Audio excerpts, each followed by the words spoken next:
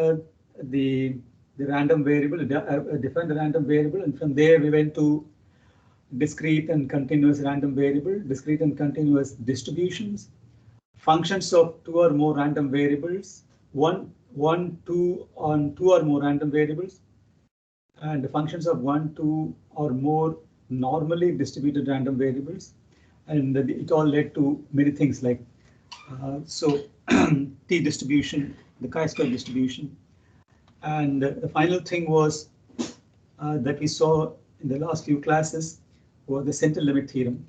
The center limit theorem explains to you the preeminence of normal distributional assumption in all applied work. So because CLT says that no matter what the original distribution is, so long as it has a finite mean and variance, as n tends to infinity, as if for large samples, it can be approximated by using a normal distribution. And we also saw how if the underlying distribution you know for to be binomial distribution or discrete distribution, when we get such binomial distribution, a coin tossing experiments, you know the distribution, the random variable follows a binomial distribution. And in certain cases, calculating the binomial probabilities can become extremely tedious. So can you still use the normal, can you still use the CLT to find the probabilities? The answer is yes, you can still find. But the only thing that you have to keep in mind is the correction for continuity that we discussed the other day. So if you allow for it, if you correct for continuity, the approximation will be very, very good in many, many cases. Of course, n plays, the sample size also plays a role there. Okay, for certain situations, you will get approximation to be very near to be the actual probability in case of a simple hypothesis. Oh, okay, inadvertently I said something about simple hypothesis. Okay, now this is what this in general to be correction that we needed. This was what I was telling you, simple hypothesis. The approximated one was 0.1060. Binomial table is 0.1063. So in this situation, the approximation is extremely good. This is generally the correction. There is a ready reckoner that I forgot to type it. Before sending it, I'll send it, type it. So that's sort of a ready reckoner, the correction that you need to do when you're approximating a discrete distribution using CLT. The last portion is statistical inference, or otherwise called testing of hypothesis. Okay, there are two ways of looking at it. Testing of hypothesis, if you do it at a superficial level, it can be done probably in 15-20 minutes. So what people normally do is this: certain variables, certain statistics rather. So what is a statistic? Let's see, we'll define shortly. They follow a normal distribution, as they follow some distribution. The critical values for those distributions are available in most of the statistics textbook. So the next point, you calculate some null hypothesis, some statistic.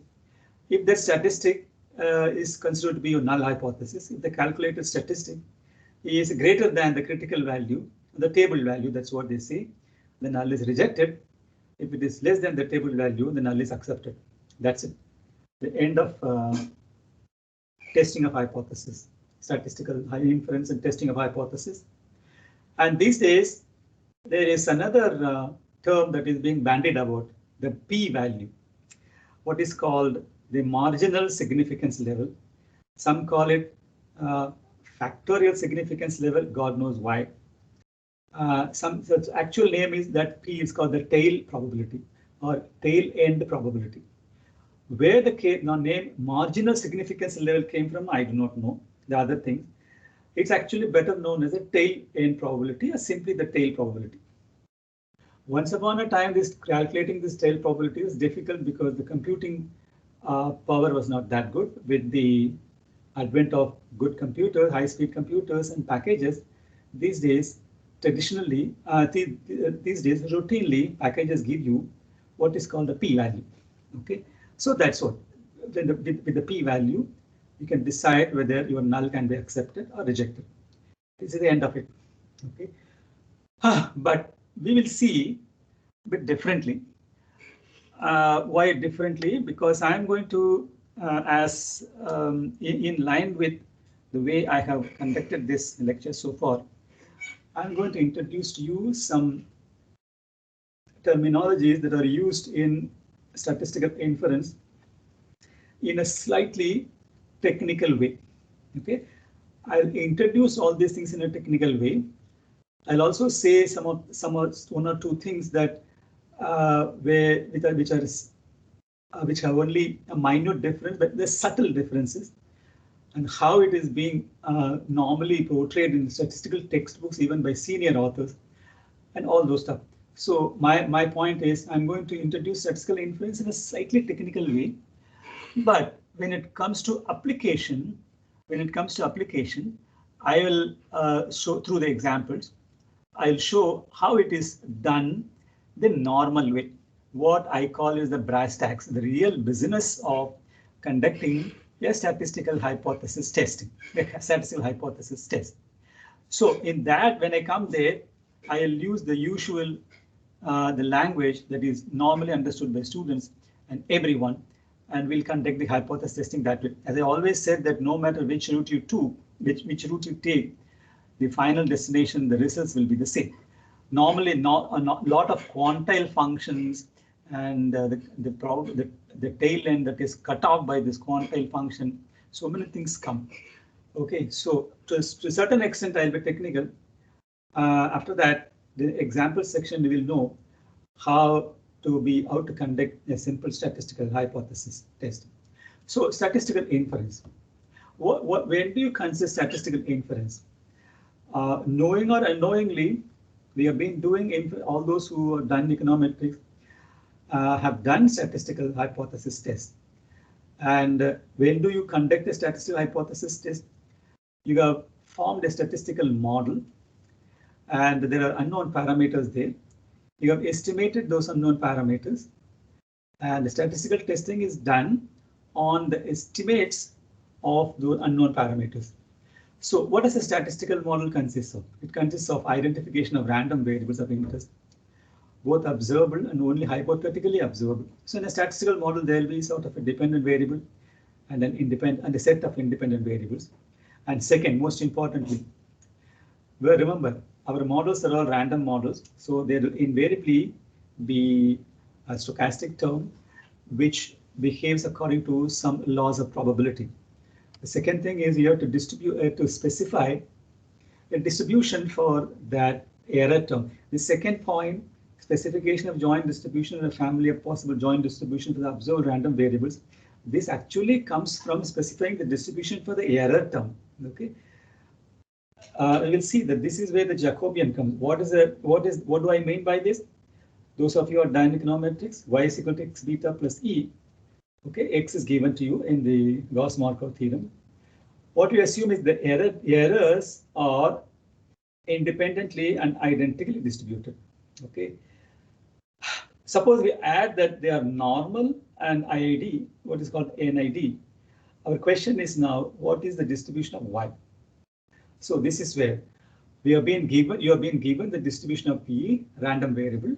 What is the distribution of y, which is nothing but where y is equal to x beta plus e. This is what we have seen before. E has been given, and it's a function of e. Y is equal to x beta plus e. What is the distribution? The distribution of e will help you find the distribution of the dependent variable. So that's why it's the specification of joint distribution or a family of possible joint distribution for the observable random variables. Identification of any parameters of those distributions that are assumed unknown, and possibly specification for a joint distribution for the unknown parameter. Everything follows from E only. And again, for those of you who have done econometrics, x beta plus e, beta e is normally distributed, beta is also normally distributed, beta hat is normally distributed with mean mu and variance sigma square and x transpose x inverse. This is what we'll see later. This is what I mean as a distribution for unknown parameters. Statistical model consists of this. What is inference then? Inference is a procedure that produces a probabilistic statement about some or all parts of a statistical model. For us, for the most important thing, of course, it also consists of what is called a specification testing. This also, it's a very important thing. The second point is about the distribution of the observable random variable. This is called specification testing. The third one is what we are very aware of. What is this now? Testing of hypothesis involving the parameters. But statistical inference is a procedure that produces a probabilistic statement about some or all parts of a statistical model. But most of what you are going to see is nothing but statistical inference on the parameters that have been estimated. To proceed, parameter or parameter space. In a problem of statistical inference, a characteristic or a combination of characteristics that determine the joint distribution for the random variables is called variables of interest, called a parameter of the distribution. Okay, the set omega of all possible that should be theta. This should be theta, capital theta. Of all possible values of parameter theta or a vector of parameter theta is called the parameter space. So this would be capital theta. Sorry, that's I don't know how the omega came. Okay, what is a statistic? Suppose the observable random variables of interest are x1 to xn. Rb is an arbitrary real valued function of n variables. Then the random variable capital T is called a statistic. So this is the definition of a statistic. The statistic is one that has been defined completely as a function of known variables.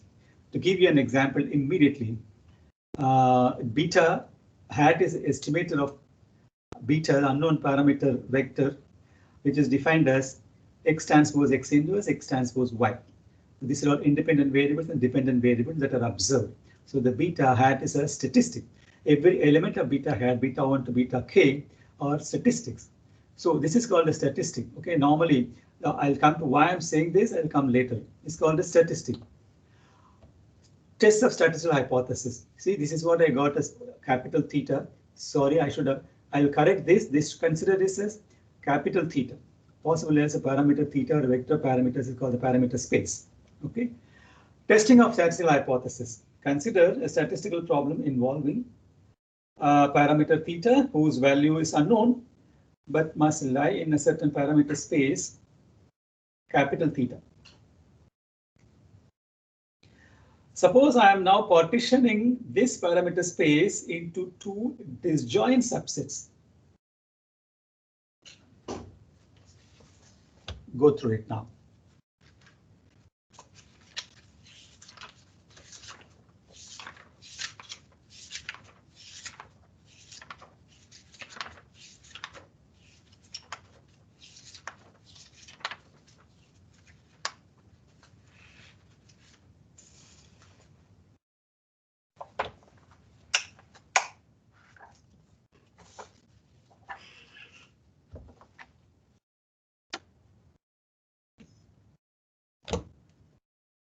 Okay, can be partitioned to two disjoint subsets, theta 0 and theta 1. The statistician is interested in whether theta lies in theta 0 or theta 1. We shall let H0 denote the hypothesis that this is universally called as the null hypothesis, H0. We are saying that the null hypothesis H0 lies in this parameter space theta naught. And the alternate hypothesis H1 lies in the other set theta 1. Since the subsets theta 0 and theta 1 are disjoint, theta 0 union theta 1 will give you the entire parameter space. Exactly one of the hypotheses H0 and H1 must be true. So you cannot be, because this is disjoint, you cannot be in both theta 0 and theta 1. The statistician must decide which of the hypotheses H0 or H1 appears to be true. Okay, a problem of this type in which there are only two possible decisions is called the problem of testing hypothesis. If the statistician makes the wrong decision, he might suffer a certain loss or pay a certain cost. We are going to see later something called a type 1 error and the type 2 error. What is the idea of statistics? What should be the aim of the statistician? Okay, you listen. I'm going to get the answers from you.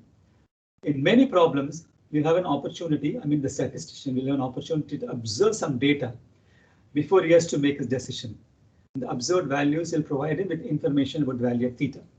A procedure for deciding which hypothesis to choose is called a test procedure, or simply called a test.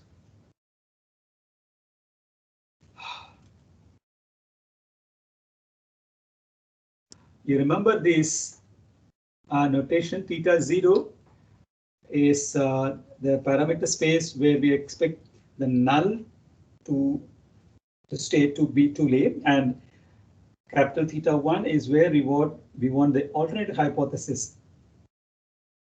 That's a parameter space for the alternative hypothesis. Null and alternate hypothesis. Reject. The hypothesis H0 is called the null hypothesis. The hypothesis H1 is called the alternative hypothesis. So when performing a test, if we decide the theta lies in capital theta 1, we are set to reject H0. And if we decide the reject or not to accept is a huge syntactical problem, we'll say reject. The purist will say don't reject, he'll say not to accept. We don't accept H0. I'll leave it to you. So if we decide that theta lies in capital theta 0, see, we are set to not to reject H0. Not accept. We are set not to reject H0.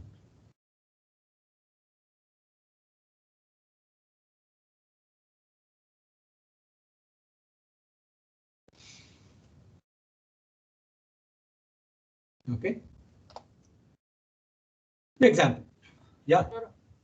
Sir, in the last point in the previous slide, does this causation and correlation comes in this point? The previous slide? No, this slide only. So if we decide that theta lies in theta naught, we are said not to reject H naught. So does this causation and correlation thing come here in this point? No, I didn't get you. Can you come again, please? What is it? Correlation? Causation and correlation comes in this point. No. Don't bring it here. That has nothing to do with this. I don't know why you say that. Can you give me any example? No, actually, I thought since you are not rejecting H naught, so you are assuming that theta lies in theta naught, but there is a possibility that whatever is the reason for that theta lying in theta naught is not in our process. Like it must have been caused by some third parameter, and we have. Oh no. Okay. Now I understand your question. How are we going to decide whether the theta is going to lie in capital theta 1 or in capital theta naught? That is your question, correct, Saurabh? Yes, sir. Yes. Okay, we'll see. I think I have an example. Okay. Consider this example. You might be interested in the observed breadth measurements of ancient human skulls to the present day. Go through this. Saurabh, go through this.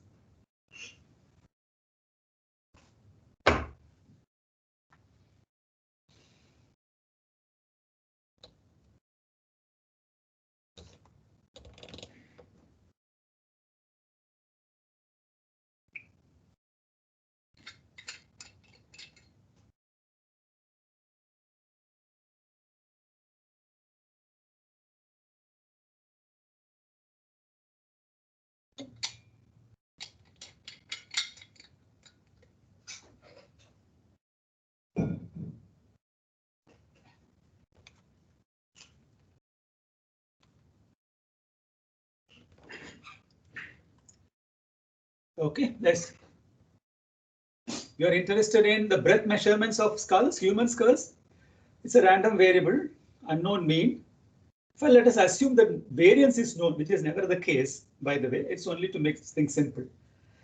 Mean is unknown, but the variance is unknown. Interest may lie in comparing the mu of the ancient skull to that of the modern day, which is about 140 mm. What could be the parameter space in this case, Saurabh? What could be a possible null and an alternate hypothesis?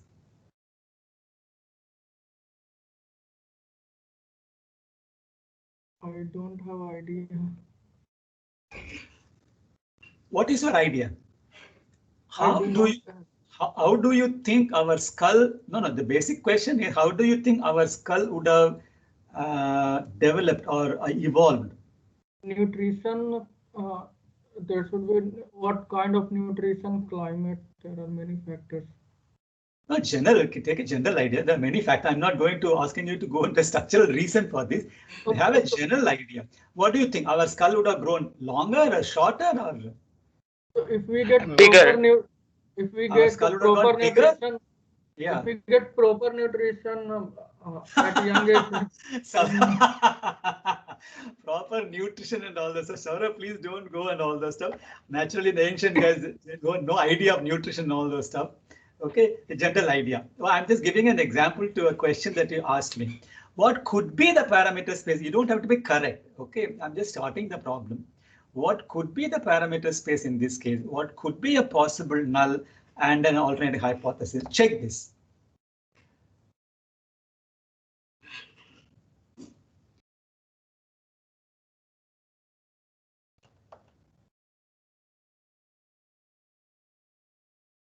So you have directly taken the size of skull as parameter space, right? Yeah. Okay. Okay, I get it. Because 140 is now available. This has come from some. You see, this is the question that you are asking me.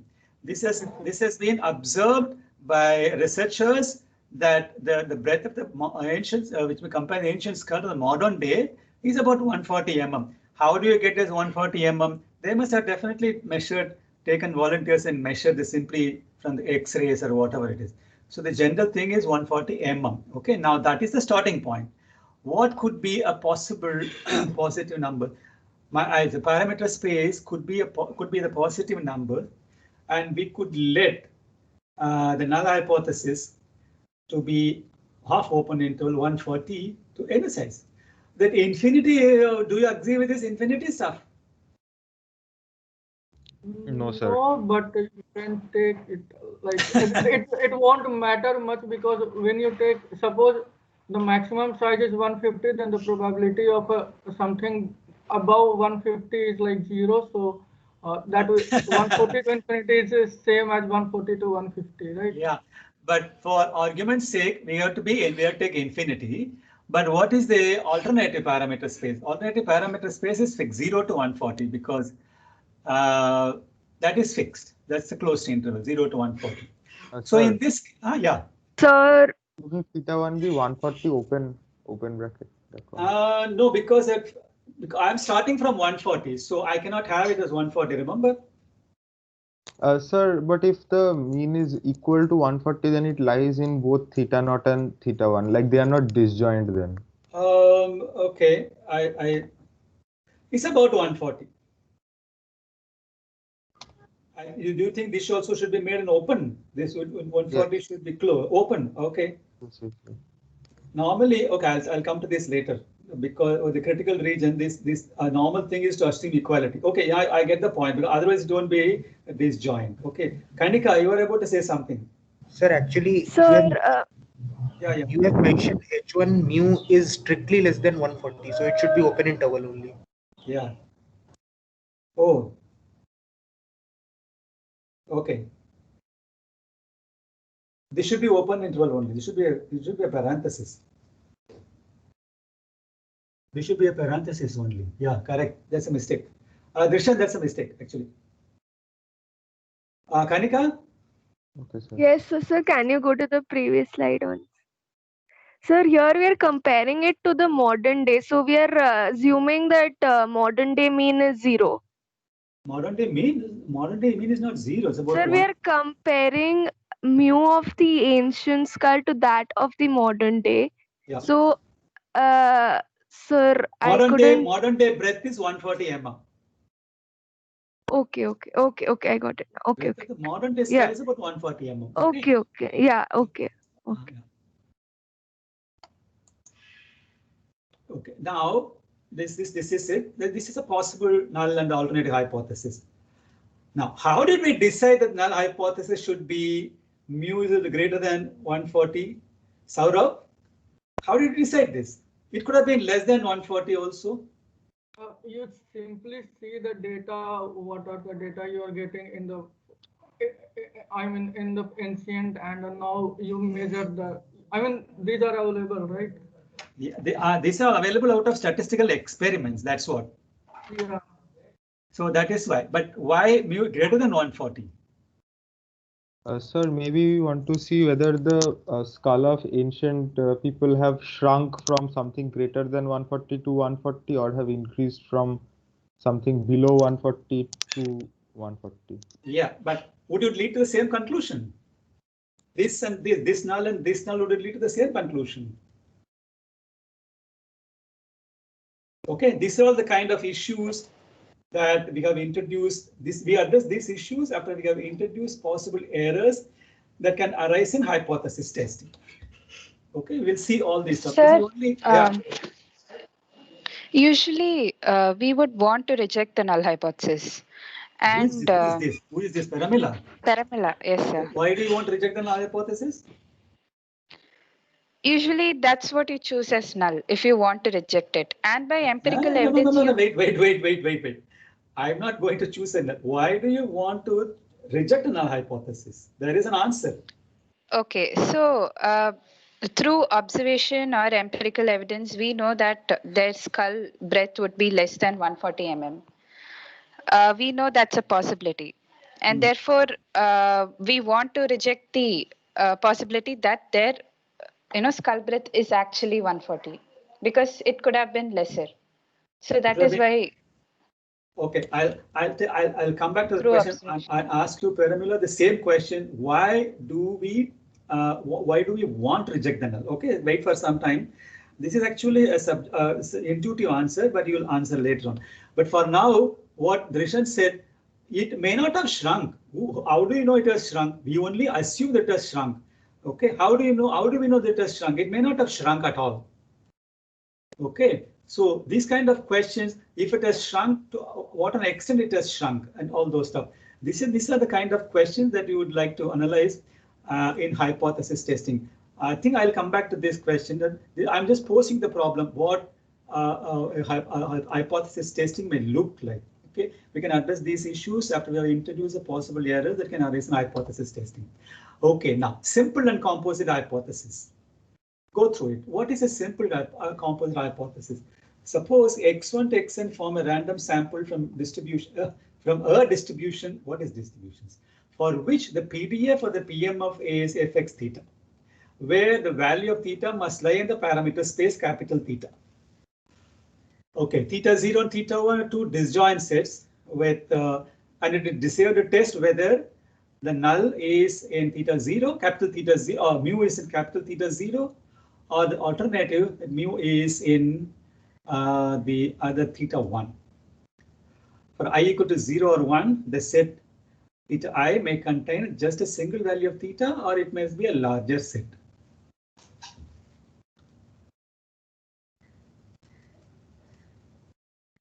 Okay, this leads us to what is a simple and composite hypothesis. Suppose theta I contains just a single value of theta, then HI is a simple hypothesis. If theta I contains more than one value of theta, then HI is a composite hypothesis. We'll see examples. Under the simple hypothesis, the distribution of the observation is completely specified. I'm going to ask you questions now. But under the composite hypothesis, it is specified only that the distribution of the observation belongs to a certain class. Go through this. What do I mean by this? What do I mean by this? Under simple hypothesis, the distribution of the observation is completely specified. Under the composite hypothesis, it is specified only that the distribution of the observations belongs to a certain class.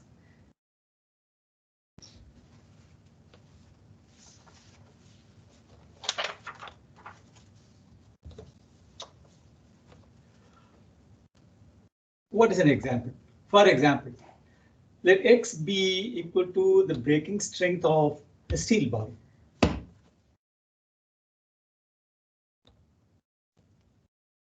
If the bar is manufactured Sir, by... could you go back one slide, please?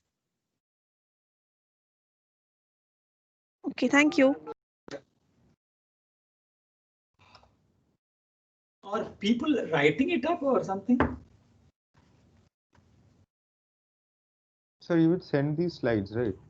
Yeah, I've sent these slides, but I sometimes I want you to write it so that you can solve the examples. Sometimes late, definitely. Okay. Yes, sir, I was making notes. Some people are writing it, I think. Okay. Yes. Yeah, some people are writing it. That's why I'm going a bit slowly. But I have to tell. But I have been sending you the PPTs. The last class PPTs I'm spending because our list is some gadbad there. As I asked you, some other students have left the program. The names are still there in the list, so I have to remove them. The guys have removed it and sent me the new list. I'll send the PPTs of yesterday's previous class also today, along with today's lecture. Okay. Now, so that's why I'm going slow. Let's take this example. Let X be equal to the breaking strength of a steel bar. The bar is manufactured by process. The bar is manufactured by process 1. X is normally distributed as T and 36.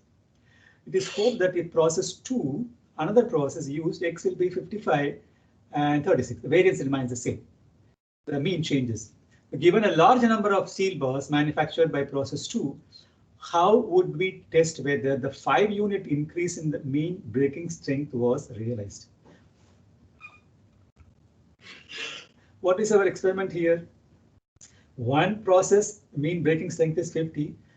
Another process mean breaking strength is 55. What is the idea here? We just want to check whether the second process is a better process than the first process.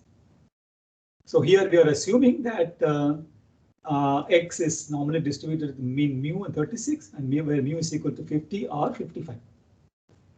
So we want to test H1 mu is equal to 50 against alternative hypothesis, H1 mu is equal to 55. This is what is called a case of simple null against a simple alternative. It is what is called a simple null against a simple alternative. This is what I meant as here assuming that X is normally distributed with mu 36. So it is 50 36 and 55 36. This is what I meant when I said that under the simple hypothesis, the distribution of the observation is completely specified. You know the distribution completely. Look at this. This is an example of a simple null hypothesis against a simple alternate hypothesis. Note that each of these hypotheses completely specify the distribution of X. What will be the alternative hypothesis? The alternative hypothesis, if the alternative hypothesis had been that mu equal to greater than 50, we don't specify 55, but the variance is 36, then it would be a composite hypothesis because it is composed of all normal distributions with variance sigma square 36. All normal distributions, the variance sigma square 36 and the means greater than 50. Do you now get it? How the simple hypothesis explains the complete distribution, but the composite hypothesis does not. Yes, sir. Okay. One-sided and two-sided hypothesis. Let theta be a one-dimensional parameter. One-sided null hypothesis are of the form h theta less than or equal to theta 0 or theta greater than or equal to theta 0. With the corresponding one-sided alternative hypothesis being greater than theta 0 or less than theta 0.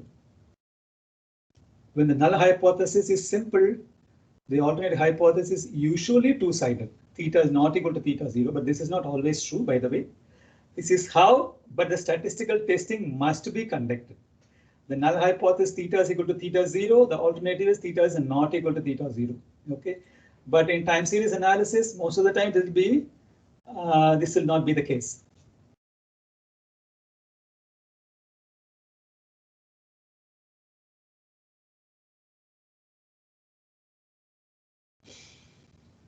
Hello. Yeah. Sir, the skull example is one-sided hypothesis, right? Yeah.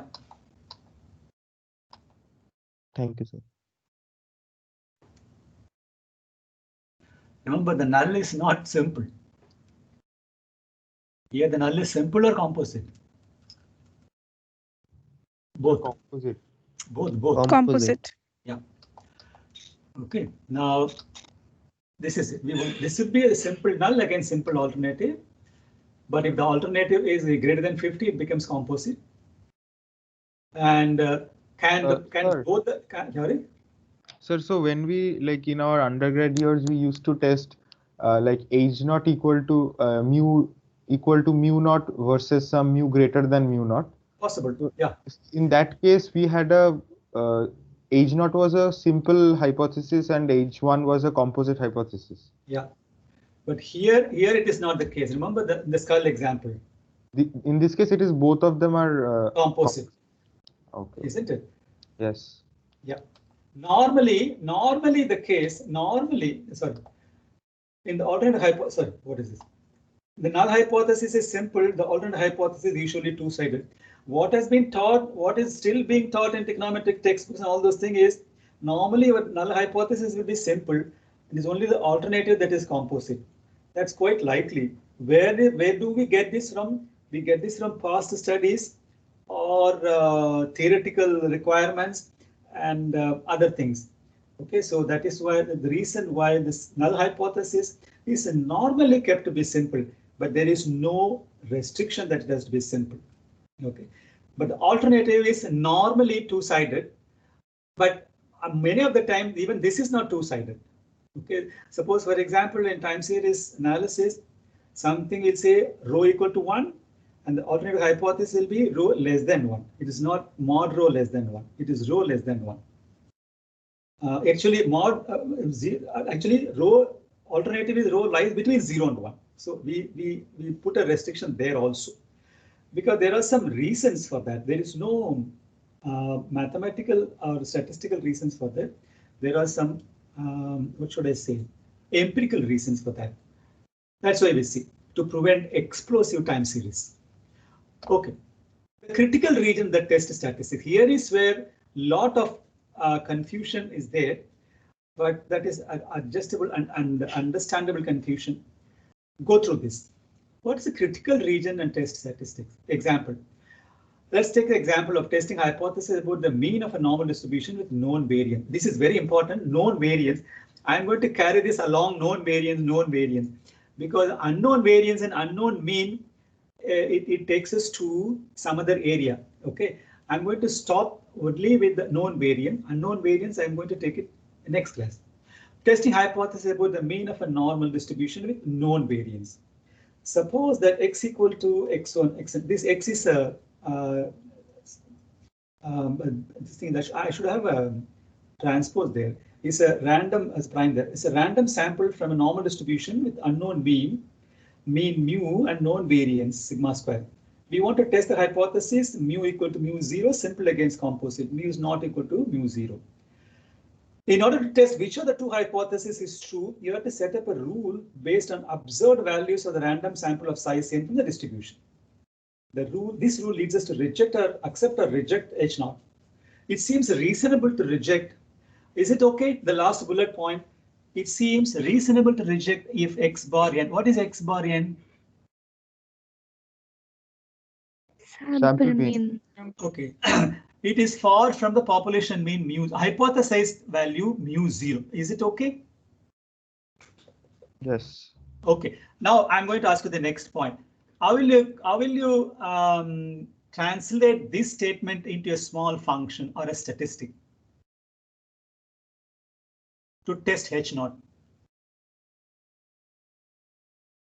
Xn bar minus mu naught. Equal to some statistic t. Yes. If this statistic t is less than or equal to some constant c. Look at this. For example, suppose we choose a number c and reject H0. If the distance from x bar n to mu 0 is more than c. The first bullet point is okay.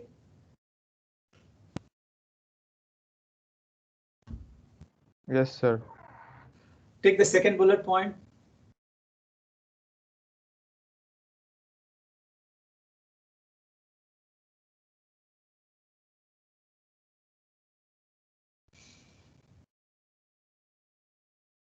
I should have a prime all along. I don't know why I don't have a prime all along.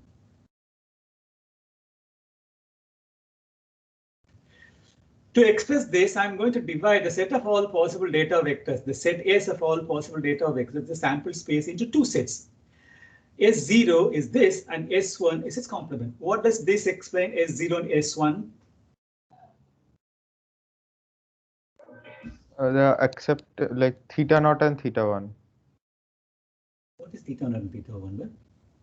If x lies between like if x lies between s naught, then we cannot reject the null hypothesis because it lies within that permissible range.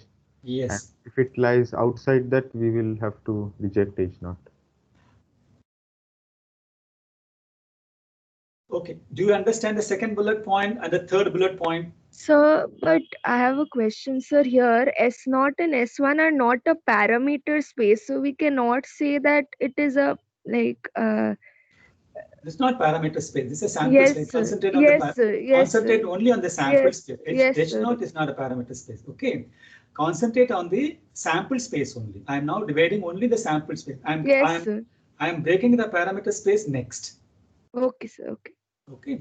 So we reject H naught if the sample observations is in the region S1 sample space, and do not reject H naught if this X observed values belongs to S0, which is nothing but the other region. Okay. For understanding, I know what people say. S1 is called the rejection region. S0 is called the acceptance region. Have you been said this? Yes. This is not. I have browsed through many statistical textbooks. This is never there. Acceptance regions and rejection region is coming here. There is nothing called acceptance region. But people understand it as an acceptance region and critical region. No, we were We told had done fail to reject. Fail to reject. We had.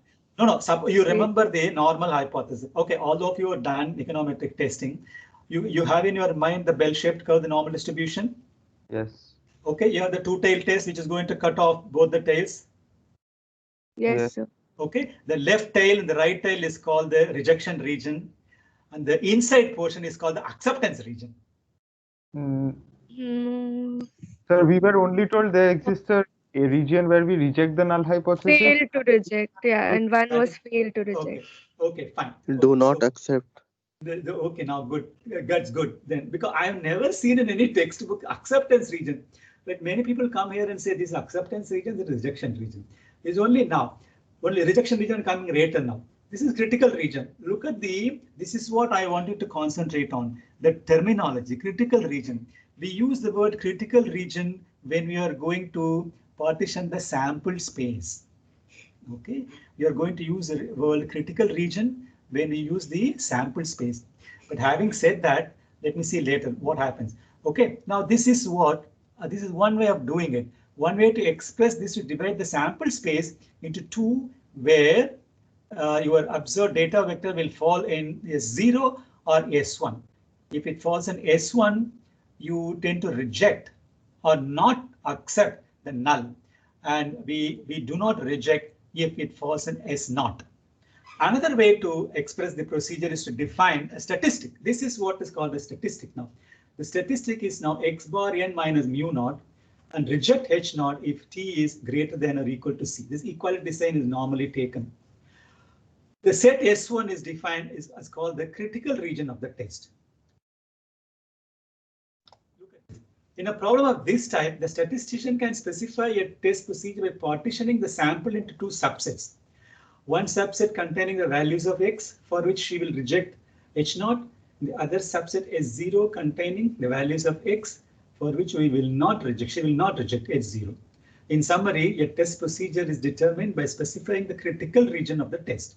For us, the critical region is nothing but S1 when we partition the sample space. Later on, you're going to see both the things are used interchangeably. And we'll also continue the same procedure. But to let you know the crucial difference between this, I'm going to introduce the rejection region. Next, in summary, a test procedure is determined by specifying the critical region of the test. The complement of the critical region must then contain all the outcomes for which H0 will not be rejected. In most hypothesis testing problems, the critical region is defined in terms of the statistic only, t is equal to Rx. Okay, so that's why it's critical region. Why I'm saying this? Again, take the simplest regression experiment. We have the classical regression model y is equal to x beta plus e. We have estimated the beta vector. Suppose it is a 3x1 vector, beta 1, beta 2, beta 3. All betas are now expressed in terms of observables. X transpose X inverse X transpose Y. We are interested in testing whether beta 1 is significantly different from 0 or not. Okay, so that is the statistic. Now beta 1 will be the statistic there, which has been defined that way as a function of the known variables. So this is a critical, there it talks about critical region. In most hypothesis testing problems, the critical region is defined in terms of the statistic. Test statistic rejection region. Now look at this. In most testing problems, the critical region is defined in terms of the statistic. When you are defining the critical region in terms of the statistic, what is it called? Hello, sir. Who is this? Sir, I'm Ami.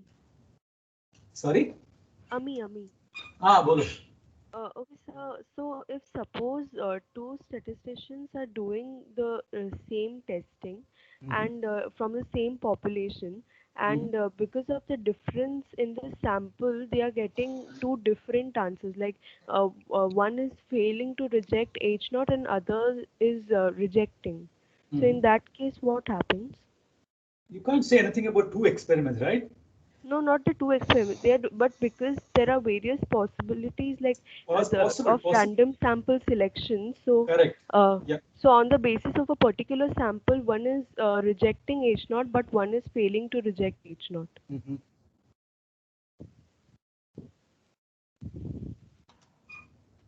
So what is the question? What is the question here? So in that case, like what happens, like to which like the solution to go for? See, now the first question is you have conducted. This is basically only you conducted two experiments, correct?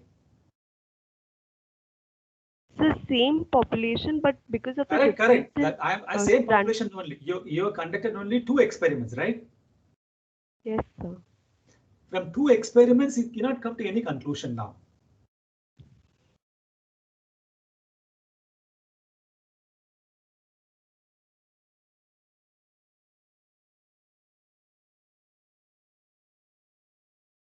You can definitely come to a conclusion only after conducting a lot of experiments. There's only one random variable, correct? Suppose, yes, for example, take this problem, whatever it is. Okay. It is for whatever n. I think I have an example later on. For whatever n, for n is equal to 15, this null could be rejected or accepted. Okay. For if you increase the n, the null could be again, the result can be overturned.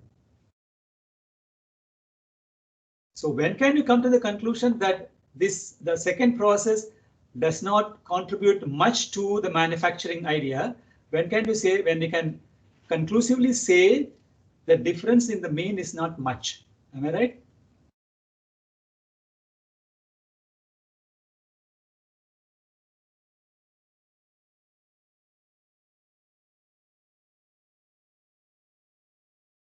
But what if, sir, each statistician is conducting that experiment n number of times, the same experiment under the same condition, but while choosing the random sample, because there are various possible random sample of size n that can be chosen. In that case, because of that, they are reaching different conclusions. Even after doing a number of times, they come to different conclusions. Yes, sir. Because of the random sample, because from a population you can select the random sample of size n of weight. Like there are various possibilities, right? So various possibilities, correct? Yeah. So various random samples will come. Various random samples will come. Definitely, random sample will outcomes will be completely different. And if you say that okay, they have conducted the experiment a number of times, a huge number of times. Both have conducted a huge number of times.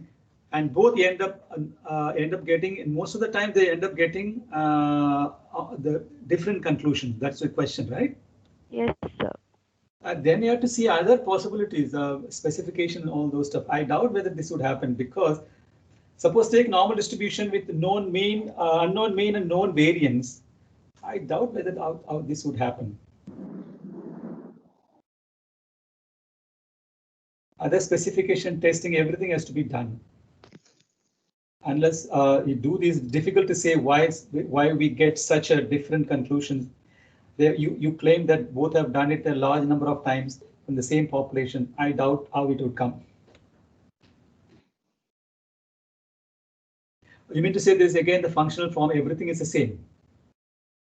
Yes, sir, but because of the random sample, difference in the random sample that they chose. Yeah. I don't know.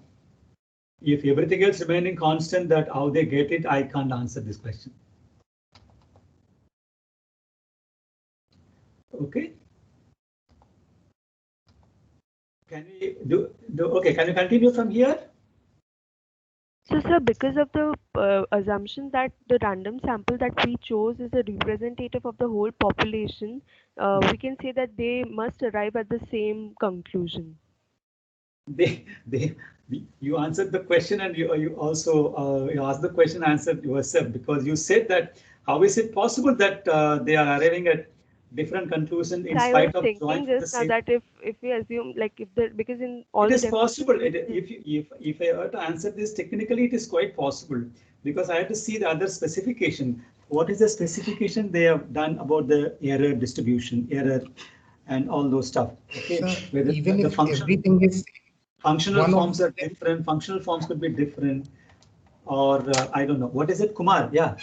yeah, even if everything is same, one of them might be committing a type 1 error. So they can reach a different conclusion. No, nothing. That's a very simple answer. Somebody is committing a mistake, but she is very confident. It is done by a very senior statistician. I mean, if we take projection region as alpha is equal to 5%, then 5% is a probability of committing an error. So okay, I'll tell you. Okay, this is for the entire class. Are you listening? Yes, sir. The entire class. Okay, now answer me this question.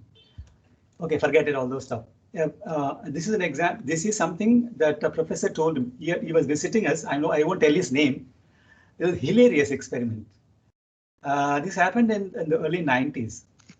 And he was saying, a very senior econometric professor, he got a project from, he's visiting from US, of course. He got a project from US Labor Department.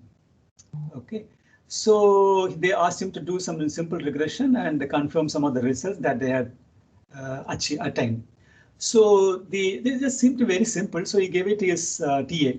The TA ran regression, and to his horror, the R square was 1.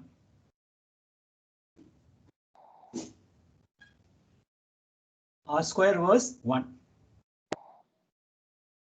You understand? So all those done econometrics, you understand R square, no?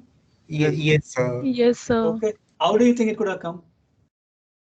Perfect collinearity, maybe. Perfect collinearity? I mean, 5 dummies for 5 variables. Linear. You won't believe what happened. No, somebody asked this question, how committing the type 1 error and all those stuff. So the professor got very angry with him. I said, redo it. So the student was trembling, and he did everything. It still turned out to be R square. Still turned out that R square was 1. So he went and told the professor. The professor got very angry, took the data and ran everything himself, and again got R square to be 1. Now, he doubted his own econometrics. He was typing type 1 error or type 2 error. He did all this type 1, type 2 error. Then he could not. He was very sure he was not committing any mistake.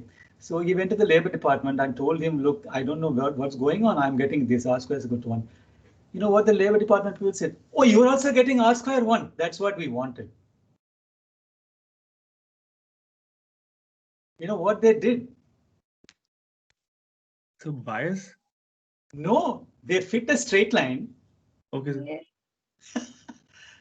And Yes, then sir. they This- took That was a straight line. Yeah, yes, sir. Yeah, and They they give the fit a, coordinate for example, they fit a regression and took the values of the straight line. For example, is alpha plus. Say, take a simple linear regression. So they fit a straight line and read data of the straight line. The fit basically. so instead of y, they gave expectation y given x and Y hat. They gave them Y hat. yeah. Yeah, yes, sir. Okay. Now somebody was asking me this question of professor committing an error, or who is committing an error?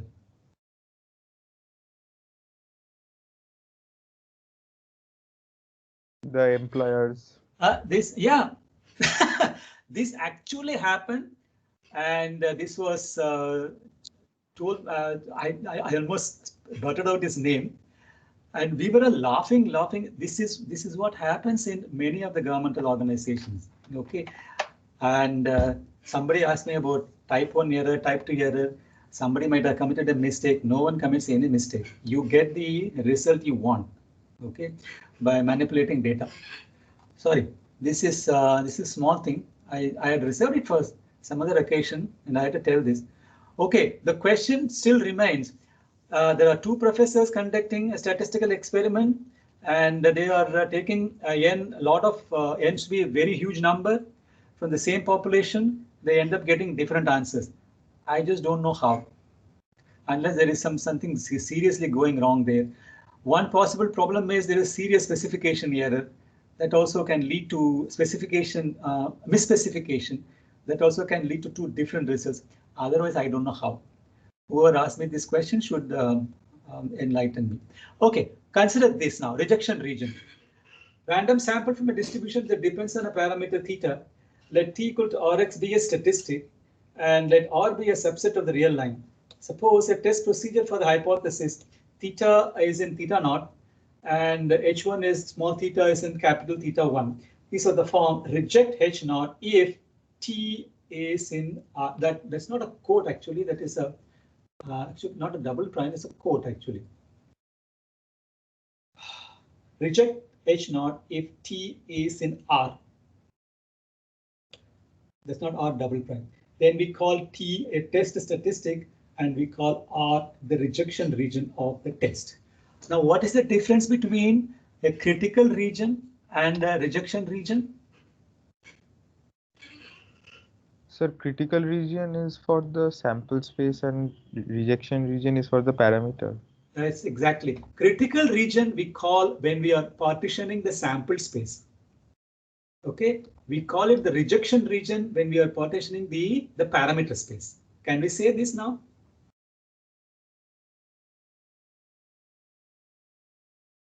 Okay, but having said that,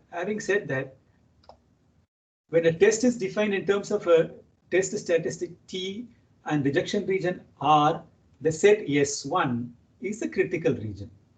Rx belonging to R is the critical region. In other words, rejection region R for H naught is called the critical region for the test. In practice, both are used interchangeably. That is, the rejection region is also called the critical region. Why this happens, I do not know. So can you please explain the difference between critical region and rejection region once more? Critical region is called you call when you are partitioning the sample space, and this is how you form the hypothesis. Yes, sir. Yes. Okay. Rejection region is for the statistic. You form a Yes, statistic. yes, okay? yes. You form a statistic. Sir, but statistic is also a function of the sample. So both are a function of the sample. So indeed, the rejection region should be equal to the critical region. Correct. Am I wrong? No, you are not wrong. But then why is this term rejection region is there? So because both are a function of the of a sample, because T is also a function of the sample, and that X bar minus mu, that is also a function of the sample. So why are we here, for example, suppose you want to test mu equal to mu 0. Is a function of, is there any function involved? No. Here, suppose I'm taking X minus, here, what is it? Where did it go? Suppose x minus this, I'm having a statistic. X bar n minus mu 0 is a function. It's a statistic, isn't it? Yes, sir. Yes, sir. This is the difference. This is the subtle difference. When I say mu is equal to mu 0, mu is not equal to mu 0. That's it. That's not. There is no function involved here. But now I'm defining a function x bar n minus mu 0 and compare it to constant c. Then this becomes a statistic. Now you get the difference. Yes, sir. Yes, sir. Okay, so this is the simple subtle difference between why we are differentiating between the critical region and the rejection region. Okay, but both are used only to test the same hypothesis, null hypothesis. That is the only thing that you have to keep in mind. These are the form reject H0 if T is in R. Then we call a T a test statistic and we call R the rejection region of the test. So when a test is defined in terms of a test statistic, we use rejection region. And when the test is just simply is not defined in terms of a test statistic like mu equal to mu 0, we use the term critical region. Okay, but both are used to test the same hypothesis. That is why people use the word interchangeably, the rejection region and the critical region. Okay. So typically the rejection region for is based on a test statistic will be some fixed interval or the outside of some fixed interval. For example, if the test rejects H0 when T is greater than C, the rejection region is the interval, the off closed interval or half open interval C infinity. Do you understand it now? Sir, I did not understand why should critical region be equal to rejection region, because population parameter can have a completely different distribution from the sample. Yes. These need not be the same, and the dimension also could be different. Yes, sir. Dimension also could be different. You are right. You are right. Both sets are completely different. Correct. I think I do have some notes on this, but let me not, Kumar. Yes, sir. Is it yes, Kumar? Sir. No. Kumar, yes, no? sir. Kumar. Yes, sir. Okay. Yes. I have. That is precisely the reason why I'm spending a lot of time in explaining this rejection region, critical region. But note this statement. In practice, both are used interchangeably. Rejection region is called the critical region. Critical region, or there is no difference maintained for some reason. I don't know why. Is it okay? Okay, sir. Yes, sir. Okay, so this is used interchangeably. So this is somehow gone into the DNA. But you see this, the rejection region is the interval C infinity. Can we say this?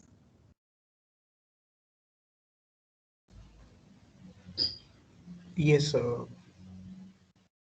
The way we have defined rejection. Okay.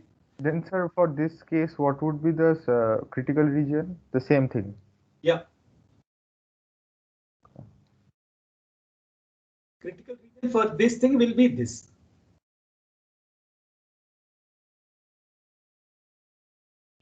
So basically here in critical region, we are defining it in terms of the sample space, but there we're defining it in terms of the statistic. This x bar and mu 0, we replace it with the statistic T. Yes, sir. Okay, that's why I have the same x here. S1 Rx belonging to R is a critical region. You get my point now? Yes. Okay, so T is greater than C. The rejection region is C nil. Let me tell you something. I'm unnecessarily making it complicated or technical. When we come to the example part of it, I'll water it down. But I thought you should know these subtle differences in statistical testing.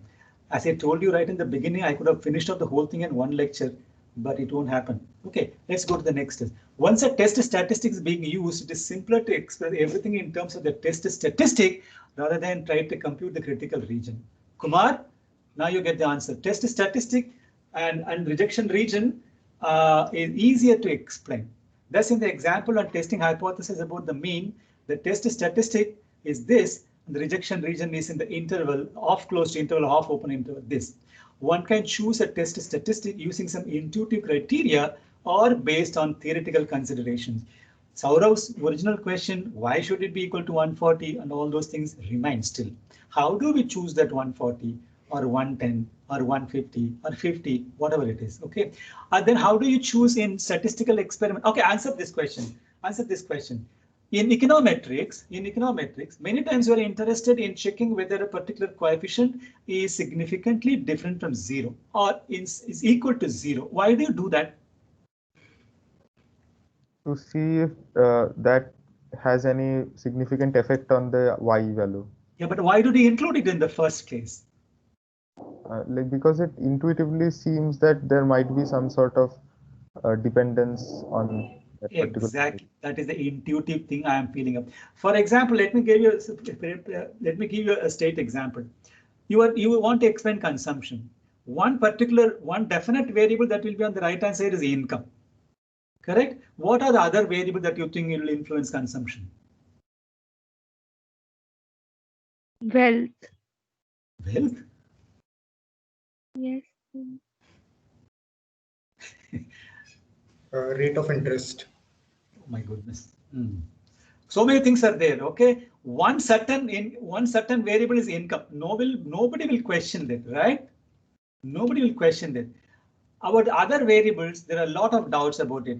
Whether a particular variable plays a role in explaining the dependent variable. So what do we normally do? Put everything. This is a very bad practice, but still to understand the point, include all those variables on the right hand side as independent variables or explanatory variables, run a regression and test whether, then you test your hypothesis. Should this variable be there or not? Okay. That is why you consider, if you think that according to theory or past studies, this variable does not play any role in explaining the dependent variable, you would definitely check for the fact whether it can be considered to be 0. That is statistically insignificant. If the null is accepted, you drop it, you drop that and other variables and rerun the regression. There are tests involved in the t-test and the if-test. So intuitive criteria based on theoretical considerations is a best possible answer that one can give to such experiments. Dividing both parameter space and the sample space. Okay, now to some extent I have answered your question, Kumar. The various definitions given so far, we have to keep straight 2 different divisions. First, we divided the parameter space into disjoint set and the sample space to disjoint set. The divisions relate to each other, but they are not the same. For one thing, the parameter space and the sample space usually are different dimensions. So theta naught will necessarily be different from S0.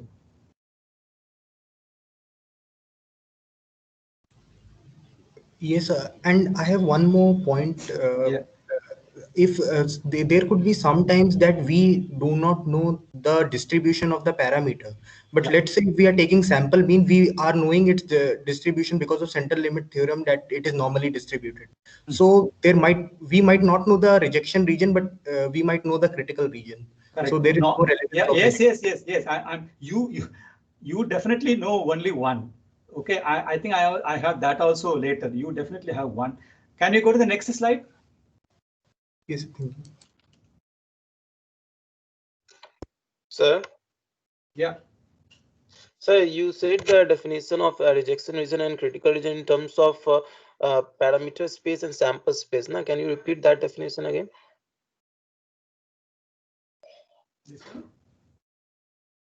Yes, so you expressed in terms of one in terms of parameter space and one in terms of the sample space. I don't remember which it was. Can you explain that part again? S1, S1, S0 and S1 when you are partitioning the sample space. Okay, so that will give me the, when we are partitioning the sample space, that will give me the rejection region or the critical region.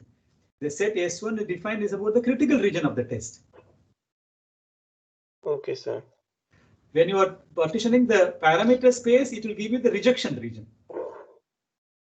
Okay, sir. Parameter space you use when you in terms of statistic. Sir. Yeah. Sir, so suppose we have this statistic x bar minus mu by sigma by root n. Yeah. So if that lies between a certain interval, that is called the rejection region, right? Correct. And if we find the region in which x bar is supposed to lie, yeah, like that is the critical region. Yes. Okay, so that. So we are going to see. This is Drishan, no? Yes. Yeah, we are going to see later when we take the example, we will see we will see. We are going to have some interval, and we will see two things. We'll, can you wait till we do the example? Krishan? Krishan? Yes, sir, sure. Can wait? I'll come when you do the example. I'll tell you. I'll ask you a lot of questions back and forth to the class. Okay. Now let's go to this. Now the relation between two division is following. Kumar, look at this. The relation between two divisions is the following. If the random sample X lies in the critical region, then we reject the null hypothesis. Is it okay? Yes, sir. If X belongs to S0, we don't reject null. We eventually learn which set S0 or S1 contains X. We rarely learn anything about the parameter space. Yes, sir. Now it makes sense. Okay. We rarely learn which set theta 0 or theta 1 contains theta. You know why? Because distribution of theta might not be known. No, we don't know anything about theta. We only have X. We have observed X. We can say something about the distribution of X, isn't it? Yes, yes. Theta is unknown that we are going to estimate. Okay? Yes, sir. Can you go to the next slide? Power function. Oh boy. Okay, be careful. Power function and types of error. Let delta denote a test procedure of the form discussed above. It may be based on a critical region or on a test statistic. That is a rejection region. That's why I'm giving a test statistic. The probabilistic properties of delta can be summarized by computing for each value of theta in the parameter space. Either the probability, okay, now you just keep it as probability. I'm not sure it should be called a conditional on the test procedure, theta based on a test procedure, okay. Don't take it as conditional. I don't know whether it is correct to say that. I think it is not correct to say that. Either the probability that the test procedure delta will reject H0, or the probability 1 minus this that this does not reject H0. Go through this.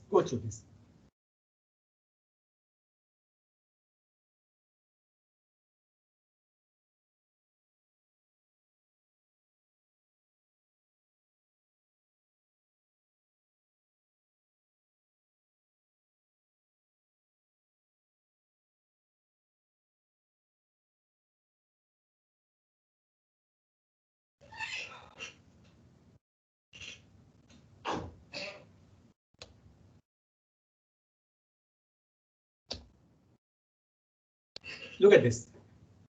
Let delta be a test procedure. The function, this is the power function. This is the probability actually. This is called the power function. The function is called the power function of the test delta. If S1 denotes the critical region of delta, then the power function is determined by the relation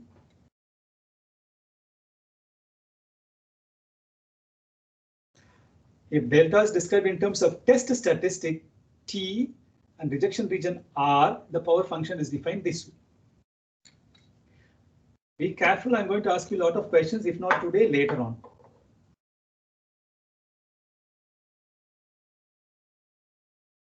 Excuse me, sir. Yeah. So just a reminder that you said you had the meeting at 10:45. So just in case you want to know. Oh, it's 10:46. Okay.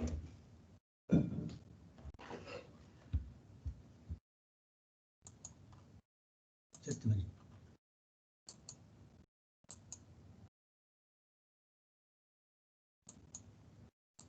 Okay. I see 25. Okay, I'll go. And just 5 more minutes. Okay, do you understand this part? Let delta be a test procedure for power function types of error. Okay. If S1 denotes the critical region of delta, then the power function is determined by the relation this. Now Paramila asked me some question. Is Paramila there? Yes, sir. Okay. Now I've given you the power function. I introduced the test procedure. Now you tell me. What should be? Which one would you like to be higher? What can we say about the power function? Now that you've undergone one one econometrics 1 before. Now tell me. Or the power function of the test or the power of the test delta.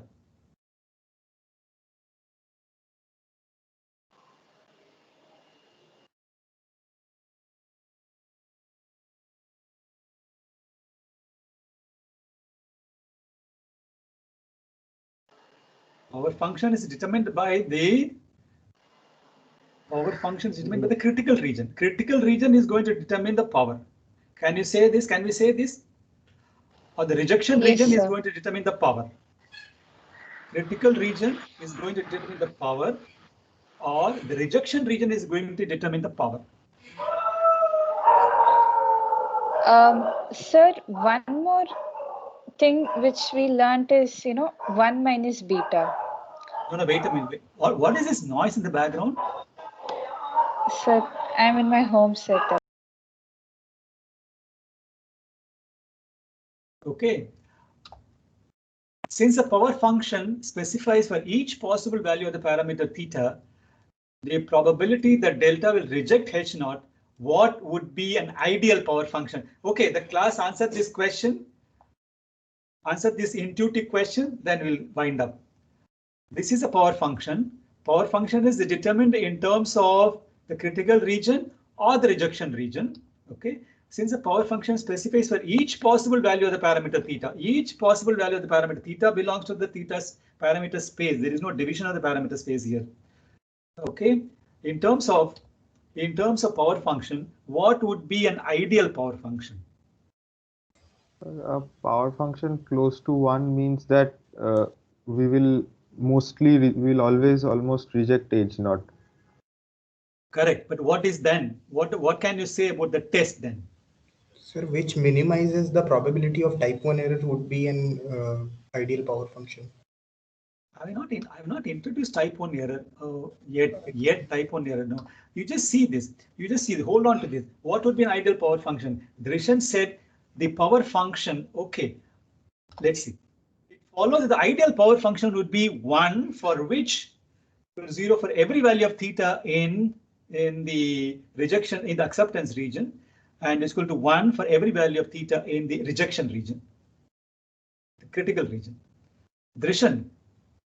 Yes, sir. In case when we test for like the coefficients in case of a regression model, then we want to reject the null hypothesis because we want to confirm the fact that these variables are indeed explaining the y variable. Yes. Again, coming, Kumar, you keep this your type 1 error and all those things in mind when we come to the next class. And we also come to Paramila's question. Why do we do this? This is an intuitive answer only. There's nothing statistical here, but you just see this slide. It follows that the ideal power function would be 1 for which this power is 0 for every value of theta in the acceptance region. And this will be 1 for every value of theta in the rejection region. If the power function of a test actually had these values, then regardless of the actual value of theta would lead to a correct decision with probability 1. Okay, now slowly we are going to type 1, type 2 error. But do you understand? Do you agree with the second bullet point? Yes, sir. Okay, so if this test actually had this value, then regardless of the actual value of theta, del would lead us to the correct decision probability 1. We will not make any mistake. However, in practice, there would seldom be any test procedure having this ideal power function. In fact, it does not exist. Such power function does not exist. Okay, this leads us to the next question of testing hypothesis about the mean. Okay, all these people that have been taking off. How do we make sure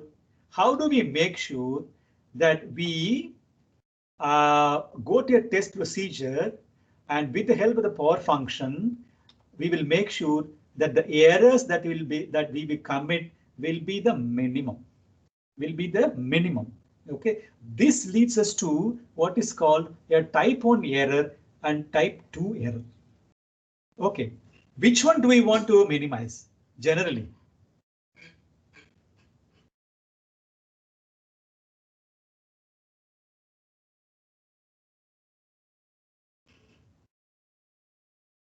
Type 1 error. Which one do we want to minimize? Type 2 error. Who is this? Abhishek? Yes, sir. Why type 2 error? Because minimizing both the errors cannot be possible. So we take the type 1 error as fixed and minimize Minimizing both errors are possible under only one condition. Yes, sir, we increase the sample size. Yeah, exactly. When we increase sample size, that is possible. Otherwise, you can increase one and decrease the other to the extent of other. Okay, type 2 error. Okay, why do you say type 2 error? Why do you want to minimize the type 2 error? Because it increases the power of the test. Okay, I'll tell you an example. I'll tell you an example why we would like to do minimize the type 2 error. The answer is right. Suppose you are in charge of recruiting people. Suppose you are in charge of recruiting people to an organization or anything. What would you like to minimize? The kind of error that you would like to minimize. Given that once people come in, it's very difficult to remove them, or simply they don't leave.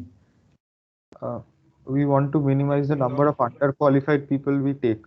Exactly. We would not mind committing a mistake. Okay, by some mistake, we did not recruit a person who was very good. Okay, that is one mistake. What's the second mistake? You end up recruiting a person who is not at all good. We made a mistake. Actually, as you say, a completely unqualified person. Which is the mistake that you would like to avoid? The second mistake. Okay, that is the kind of type 2 error. The first one is the type 1 error. This discussion is going to lead us to, type 1 error and type 2 error. Why we would like to decrease type 2 error, not our thing would be to minimize the type 2 error. Understood?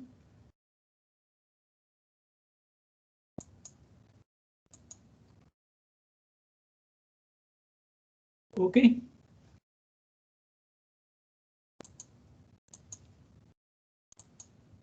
Okay, now we'll continue the next class from here. Test procedure, type 1 error, testing hypothesis about the mean, power function, possibility of error exists in every testing point, type 1 error. Erroneous decision to reject a true null hypothesis, a type 1 error of an error of the first kind. Type 2 error.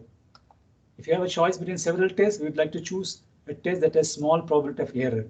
Two goals work against each other. So there is need to strike a balance between the two goals of low power and high power in θ1. So the most popular method is choose a number alpha 0 between 0 and 1 and require that this is less than or equal to alpha 0. So this is how you're going to proceed. Level and size, boy. This is completely, what should I say, technical in. Sir, but deciding which of these is type 1 or type 2 error, which of these is most necessary to be reduced, it also depends on the context, no, sir? For example, if we take the justice system, and okay, so because a criminal is arrested, he is most likely to be guilty, and therefore that we take as H0. And then the judge is there to decide if he is guilty or not guilty, and he makes a type 1 error, lets him free, then it's bad for the society, right? So in that case, we would want to minimize type 1 error. Guilty or not guilty, suppose, in this case, second case would be, you would be arresting a person, you would be arresting a person, or you won't acquit a person who is not guilty. No, sorry. What is it now? You would be arresting and prosecuting a person who is actually not guilty. Okay. And in the first case, you would remember the criminal jurisprudence system is that 100 guilty can be outside, 1 innocent cannot be inside. Is that? The guilty being outside is more harmful for the society. Yeah, but again, the judge cannot judge has to do what type of error can come in. What is suppose he releases a person who is not 100% proved, 90%, 90% only proved. What type of a mistake? Suppose that Yeah, so the point is, he's being arrested because he has been suspected or found guilty of something. Okay, to actually set him free, you need strong evidence.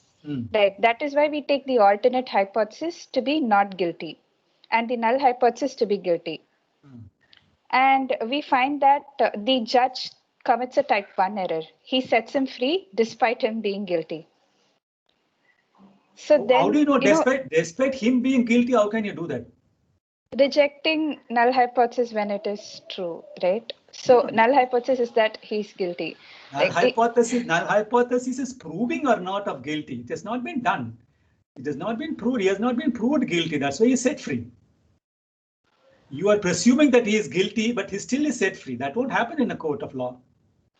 Sir, suppose the judge commits a type 1 error. So, I don't know. You are supposing he commits a type 1 error knowingly? No, knowingly commits a type 1 error? Sir, the guilty can have strong connections. Okay, he's able to. Okay, now this brings in other issues also. Yes, you are correct. Possible that he was paid or something. Let's not get into that. But yeah, that's possible. You commit a type 1 error. Normally in statistical experiment, we'll stick ourselves to statistical experiments only. So we'll have to, then you are accusing the judge of having color connection, having money. We will not bring all those stuff. We'll only go by what happened in the court of law. He was not proved guilty, he was set free. That's it. Okay, sir. Sir. Yeah, who is it? Sir, Adrish. Adrish?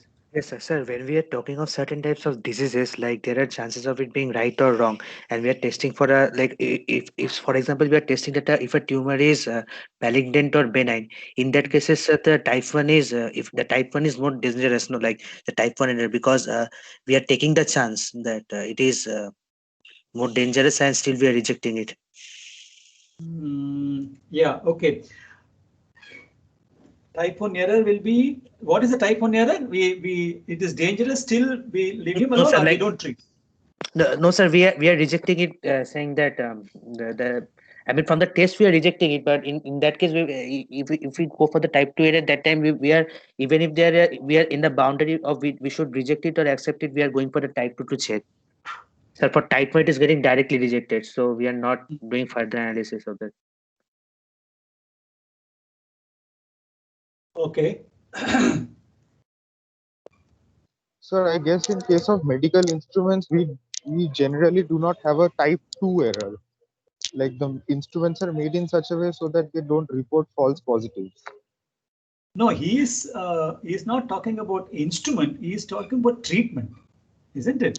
Yes, sir. Yes, sir. Those cases predicting from the tests. Like suppose sir, for say for example an HIV test, the way the test is devised is that they generally do not, they almost never show a false positive. Like they do not show a type 2 error. So you are saying the probability of committing a mistake is next to nothing. Yes, a false positive is next to nothing. But I don't, Adrish is talking about treatment or the instrument, Adrish? No, sir, I'm telling that, like, for example, so in many cases, for example, in the cases of tumors, we try to decide from certain circumstances that it is, if doctors try to decide it is malign or benignant. So for that cases, we are like, if the chances of being it the benignant is very less, we are trying to reject it if it is in the boundary, but there can be cases that possible medical. For that Adarsh, I get your question. Whether to treat this as benign or malignant, these people, the doctors must have lot of data, must have observed over the years. If certain things are within such a parameter, we can declare it as a malignant, or we can declare this benign. Is it correct? So I was saying that if H0 is the case, it is malign. If it is like malignant. So if the H0 case, it is malignant, but it is rejected. So that is more problematic. No, if that is the case for type 1 error. Yeah, possible. This is where I'm not saying that we'll be error free. Definitely not. That's not. You are going to see later. We are going to conduct experiments which will say what is the statistic, what is the probability of rejecting it, given that we will go wrong 1 out of 100 times. or 5 out of 100 times? Yes, sir. Okay. Yes, sir. Okay, so given that we have to go, there is, you are right, there is something we have to decide. One side we have to fix, otherwise we cannot do anything. Yes. Okay, Yes. that's what we are going to see later. That's what we are going to decide. Okay, it's 11:03. Thank you. Your answer scripts are being corrected. Oh boy, 11:03. The meeting had ended. Can we say goodbye and meet tomorrow? Not tomorrow. When? Friday? Sir, I have one question. If you can Yeah. address it. Yeah. Sir, my question is that the power of test is 1 is good for the test. Sir, I don't get it. Why it is good? So I mean the null hypothesis will be 0 here. No. We will start the next class from that point. Okay. Okay, sir. Aman Rathod, we'll start the next point from the power function again. Okay. Okay. Yeah. Yamini, you were able to say something? No, sir. I'm just stopping the recording. Yeah. Okay. Thank you. Thank you all. We'll leave now and see you on